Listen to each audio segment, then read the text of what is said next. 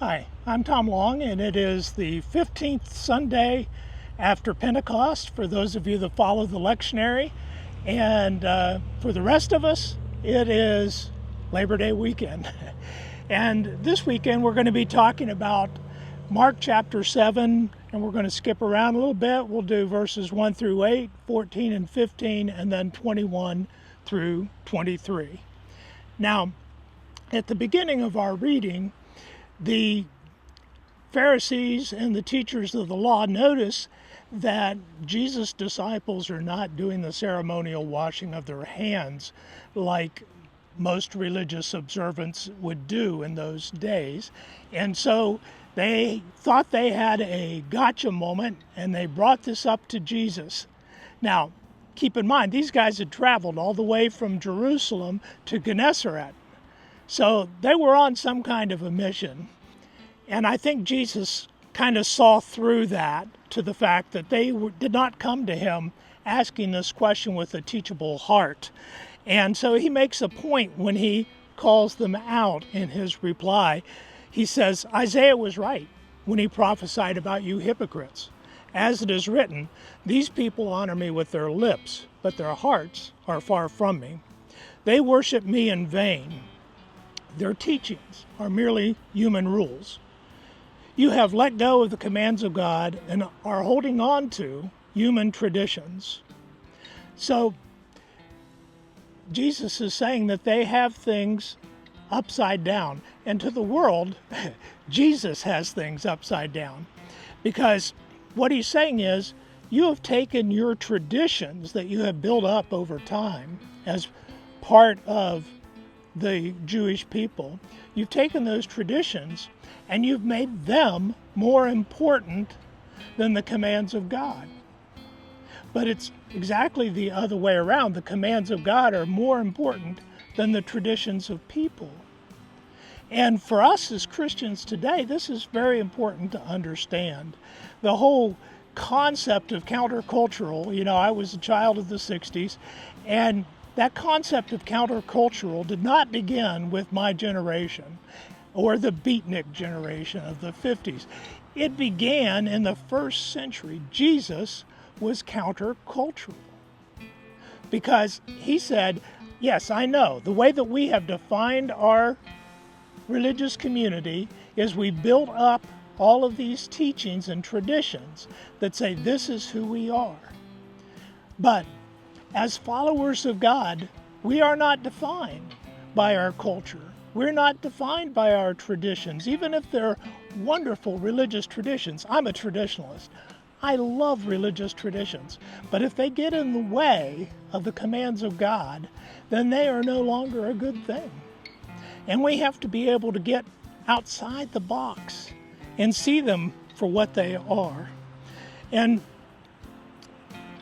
one of the things that I think we struggle so much with is we think that Christianity is going to be served by coercion and pushing people, forcing people by laws or expectations in our churches to conform to the way everybody in our group is. Jesus says, no, it's not conformity to the group's norms. It's conformity to the commands of God. So here's how he put that. Jesus called the crowd to him and said, listen to me, everyone, and understand this. Nothing outside a person can defile them by going into them. Rather, it is what comes out of a person that defiles them. For it is from within, out of a person's heart, that evil thoughts come. Sexual immorality, theft, murder. My translation says adultery, but it literally means coveting something outside God's will for us. Greed, and again, literally that just means wickedness. Malice, deceit, lewdness, which is referring to indecent or outrageous behavior. Envy, slander, arrogance, and folly, which could also be translated foolishness or lack of common sense. All these evils come from inside, Jesus continues, and defile a person.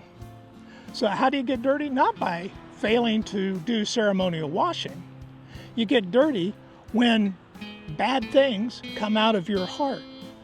Luke quoted Jesus this way in Luke 6, verses 43 through 45. No good tree bears bad fruit, nor does a bad tree bear good fruit. Each tree is recognized by its own fruit. People do not pick figs from thorn bushes or grapes from briars. A good man brings good things out of the good stored up in his heart, and an evil man brings evil things out of the evil stored up in his heart. For the mouth speaks what the heart is full of. So, to be defiled in the eyes of Jesus has nothing to do with what looks good to others.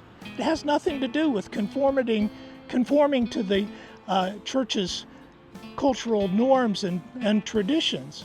It has everything to do with the motives, the heart, the purity of heart from which our actions spring. And so, as we enter into this fall season, many of our family members are starting their school year.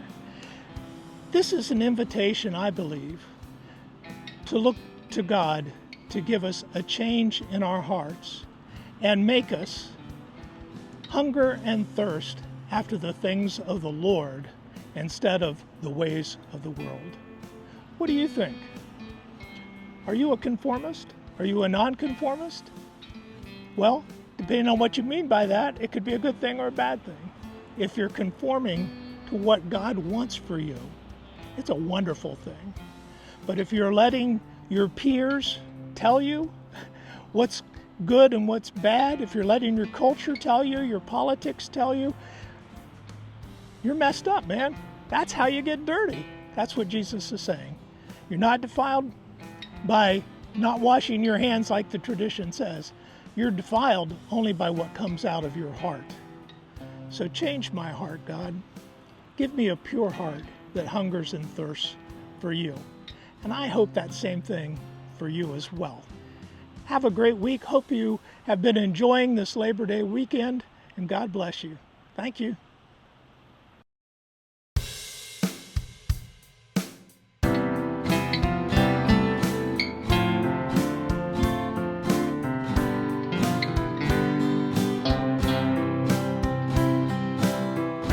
Change my heart, oh God, make it ever true. Change my heart, oh God, may I be like you. Change my heart, oh God, make it ever true. Change my heart, oh God, may I be like you. You are the potter, I am the clay. Mold me and make me, this is what I pray. Change my heart, oh God, make it ever true. Change my heart, oh God, may I be like you. You are the potter, I am the clay. Mold me and make me, this is what I pray. Change my heart, oh God, make it ever true. Change my heart, oh God, may I be like you.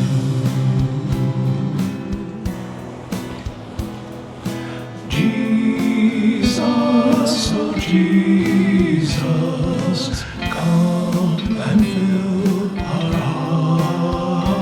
hearts.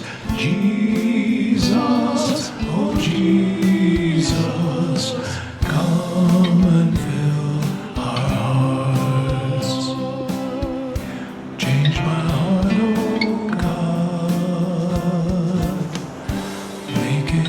Pentecost.